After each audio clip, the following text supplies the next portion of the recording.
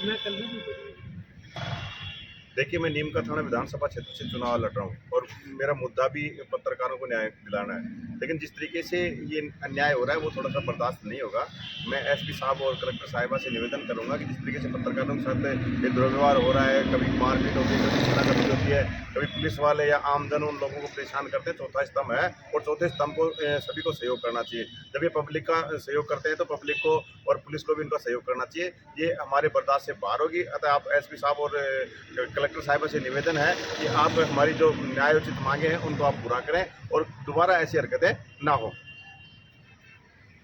और मैं आपको एक चीज़ बताना चाहता हूँ कि आज पहली बार नहीं हुआ है। इस पत्रकारों के साथ बहुत पहले भी हुआ है। हमारे पत्रकार दीपक जी शर्मा के साथ पाटन में हुआ था, मेरे साथ नीम का थाना पाटन में हुआ था और आज सुभाष जी के साथ हुआ है। तो ऐसी जो गलत हरकतें हैं वो थोड़े से बर्दाश्त से बाहर बात है। इसलिए मैं सभी से निवेदन करना चाहता हूँ, विशेष एसपी साहब से एक निवेदन करना चाहता हूँ कि ऐसी जो हरकतें हैं वो बंद करें, क्योंकि चौथा स्तंभ जो है इसको आप छेड़ने की कोशिश ना करें। ये गलत है और ऐसा व्यवहार दोबारा हमारे पत्रकारों के साथ नहीं होना चाहिए।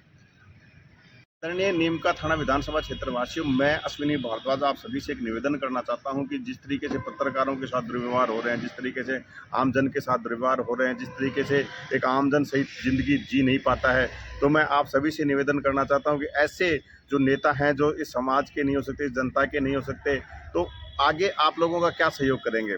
मैं आपसे एक वादा करता हूं कि जिस तरीके से ये व्यवहार हो रहे हैं ये गलत है और इन व्यवहारों को ख़त्म करना चाहिए। मैं एक निवेदन भी करना चाहता हूं, जिस तरीके से एक एमपी और एमएलए को 3 संतान होने पर चुनाव लड़ा जाता है और आज एक सरपंच को 3 बच्चे होने के कारण चुनाव नहीं लड़ने दिया जाता है, तो अगर आप लोगों का सहयोग रहा है तो मैं आपसे निवेदन करना चाहता हूं कि ये जो आप गलत तरीके से लोगों को चुनाव नहीं लड़ने दे रहे हैं उनको मैं हटवाने की पूरी कोशिश करूंगा। या तो सरपंच को भी चुनाव लड़ने दिया जाए या वरना जो एमएलए और एमपी के साथ भी वही लागू होना चाहिए, क्योंकि जो संविधान है सभी के लिए बराबर बताया गया है।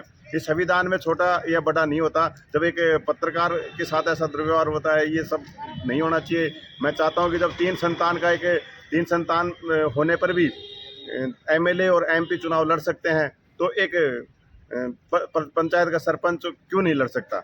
मैं चाहता हूं जनता की ये मांगें उचित हैं और इन मांगों पे कार्रवाई करें। जिस तरीके से और भी कई जाति हैं जिन बेचारों को सिर्फ एक वोटों का सिर्फ मशीन बताया गया है, जैसे सांसी हैं, हरिजन हैं और भी बहुत से लोग हैं जो इन लोगों को सिर्फ मंतु जाति है, जैसे बंजारा जाति है, जैसे ये जो लोहार हैं, सांसी हैं और ये नायक हैं और मेहरा हैं, कीर हैं और भी बहुत सी जातियाँ हैं। इनको सिर्फ वोट बैंक नाई हैं, इनको सिर्फ वोट बैंक के लिए याद किया जाता है। इनको सिर्फ एक वोट बैंक मशीन कर रखी है लोगों ने। इन नेताओं को शर्म आनी चाहिए। जब इनको वोटों की ज़रूरत होती है तो ये जातियाँ इनको याद आती है और जब वोट चले जाते हैं इन जातियों को पूछने वाला नहीं होता। मैं इन जातियों के लोगों से, इन जातियों के नेताओं से निवेदन करना चाहता हूँ कि आप वोट बैंक क्यों बन रहे हैं। आप लोग एक ईमानदार व्यक्ति हैं, आप लोगों के सम्मान है, आप सम्मान से जीने का अधिकार है, तो आप लोग सम्मान से जिए और सम्मान से जीने का हक प्राप्त करें। आप लोग ऐसे व्यक्ति के साथ लगें जो आपकी लड़ाई लड़ सके। मैं अश्विनी भारद्वाज, मेरा निशान जो बैट का निशान है, मेरा 7 नंबर पे नंबर आ रहा है। तो आप लोगों से निवेदन है कि एक बार आप मेरा साथ देकर देखिए। मैं आपको जितना आप मेरा सहयोग करेंगे उससे ज़्यादा मैं आपका सहयोग करने की कष्ट करूँगा।